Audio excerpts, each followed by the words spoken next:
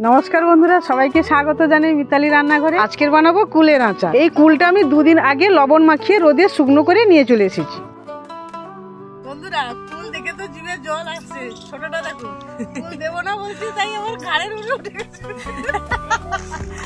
কুল দেখে জিভে জল আসছে। আচ্ছা নে নে নে, কুলগুলো আগে ধুও, সুন্দর করে আগে ধুও। দেখুন বন্ধুরা, কুলগুলো একদম পেকে গেছে। আমাদের গাছেরই কুল, কিন্তু পাড়াটা দেখায়নি, আমরা পেড়ে নিয়ে চলে এসেছি। আমার ছোট যার মুখে শুধু জল দেখো। আমার তো প্রচুর লোভ পাইছি। প্রথমে আমি জল দিয়ে ধুয়ে নেব,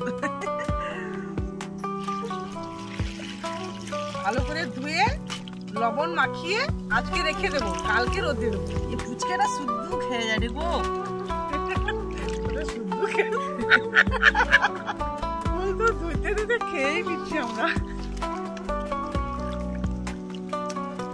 বাবা কি মুখ ভর্তি জল হয়ে যায়। এই কুলগুলো আজকে নুন মাখিয়ে সারা রাত থাকবে। ছোট লবণটা মাখিয়ে দেবো, তুমি মাখাও, আমি দিয়ে দিচ্ছি।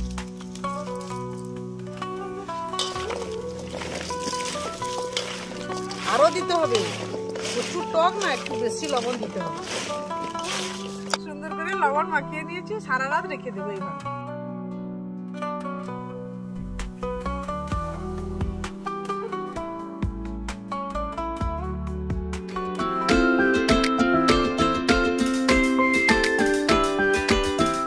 আমি কুল আচার বানানোর জন্য কি কি নিয়েছি আপনারা দেখুন।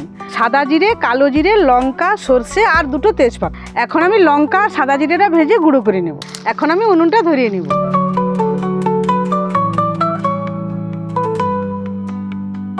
প্রথমে আমি লঙ্কাগুলো ভেজে নেব হালকা। লঙ্কাগুলো যেন আঁচ না লাগে, হালকা আমি ভেজে নিয়ে মিক্সিতে গুঁড়ো করে নেব। আপনারা চাইলে আরও লঙ্কা দিতে পারেন, যে যত ঝাল খাবে তত ভালো। লঙ্কাটা গরম হয়ে গেছে, আমি এখন তুলে নেব। এবার আমি সাদা জিরেগুলো ভেজে নেব। জিরেগুলো যখন আপনারা ভাজবেন, তাও হালকা একটু গরম করে নেবেন। আজকে যেহেতু রোদ্রু নেই, তাই আমি একটু গরম করে নিচ্ছি। না হলে রোদ্রুতে দিয়ে সুন্দর করে গুঁড়ো করে নিলেও হবে। আচারের জন্য সবসময় কাঁচা মশলার আচারটা সবচেয়ে ভালো টেস্টি হয়। আমি জাস্ট একটু গরম করে নেব। জিরেটা সুন্দর গরম হয়ে গেছে, এখন আমি ঢেলে নেব। কালো সর্ষে কিছুটা নিয়েছি, এই সর্ষেটাও হালকা গরম করে নেব। সর্ষের পরিমাণ একটু কম দেবেন বন্ধুরা। আমি এক বাটি নিয়েছি বলে এক বাটি দেব না, পরিমাণ মতো আমি নিয়ে নিয়েছি। সর্ষেটাও গরম হয়ে গেছে, আমি এখন ঢেলে নিচ্ছি। দেখুন বন্ধুরা, সব মশলা আমি গরম করে নিয়েছি। এখন আমি আচারটাকে বানাবো। আচার বানানোর জন্য কড়াই প্রথমে আমি দিয়ে দেবো সর্ষের তেল। দিয়ে দিলাম সর্ষের তেল।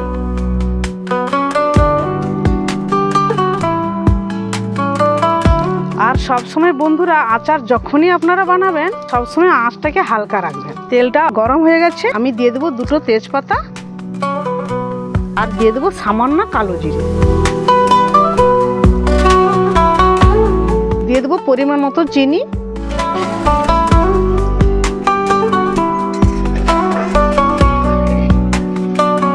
চিনি আর তেলটাকে কিছু সময় আমি এইভাবে নাড়াচাড়া করব, কিন্তু চিনিটা মিলাবে না, আমি কুলগুলো দিয়ে দেব।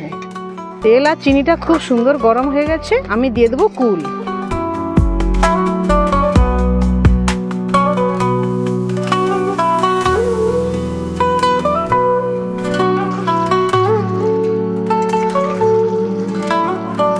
এই কুলের আচার আপনারা সারা বছর খেতে পারেন। মাঝে সাঝে একটু করে রোদ্রুতে দিয়ে রাখবেন, তাহলে খুব ভালো থাকবে। আর আমার বাড়িতে তো রোদ্রুতে দিতেই হবে না, আচারটা বানাতে বানাতেই শেষ হয়ে যাবে। আপনারা মনে করছেন যে চিনিটা মেলায়নি, কুলগুলো দিয়ে দিয়েছেন কেন, কিন্তু চিনিগুলো এইভাবে হালকা আঁচে নাড়তে নাড়তেই চিনিগুলো মিলিয়ে যাবে এবং কুলের ভেতরও সুন্দরভাবে মিক্সড হয়ে যাবে। এইভাবে আমি বেশ কিছুক্ষণ, যতক্ষণ না চিনিটা মেলায় ততক্ষণ আমি কিন্তু নাড়তে থাকবো। এই আচারটা বানাতে বানাতে কার কার জিভে জল আসছে জানি না, আমার তো জিভে জল ঝরেই যাচ্ছে। কুলটা এদিকে নাড়াচাড়া করতে করতে আমি মশলাগুলো গুঁড়ো করে নেব। মিক্সিতে দিয়ে দিচ্ছি লঙ্কা। লঙ্কা আর জিরেটা একসঙ্গে গুঁড়ো করে নিচ্ছি।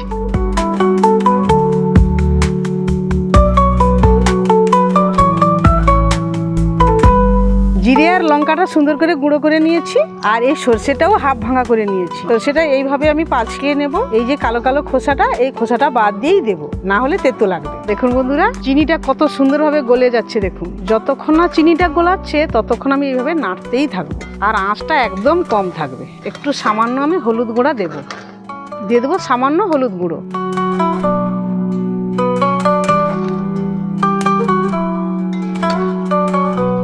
আস্তে আস্তে চিনিগুলো কত সুন্দর মিলাচ্ছে। দেখুন বন্ধুরা, আচারটা একদম রেডি। দেখুন চিনিগুলো কত সুন্দর গলে গেছে। দেখুন একদম দানা দানা নেই, সুন্দরভাবে গলে গেছে চিনিগুলো। এবারে আমি ভেজে রাখা মশলাগুলো যে গুঁড়ো করে রেখেছিলাম ওইগুলো দিয়ে দেবো। লঙ্কা আর জিরে গুঁড়ো একসঙ্গে করেছি,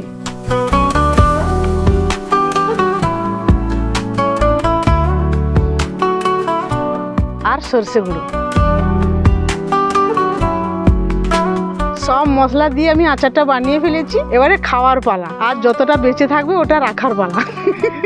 কুলের আচার খাওয়ার জন্য আমার কাছে কেউ নেই। আজকের আমি একাই টেস্ট করে দেখবো কেমন হয়েছে। এবার টেস্ট করে দেখবো কেমন হয়েছে। বাবা, আমি বেশি খেতে পারবো না।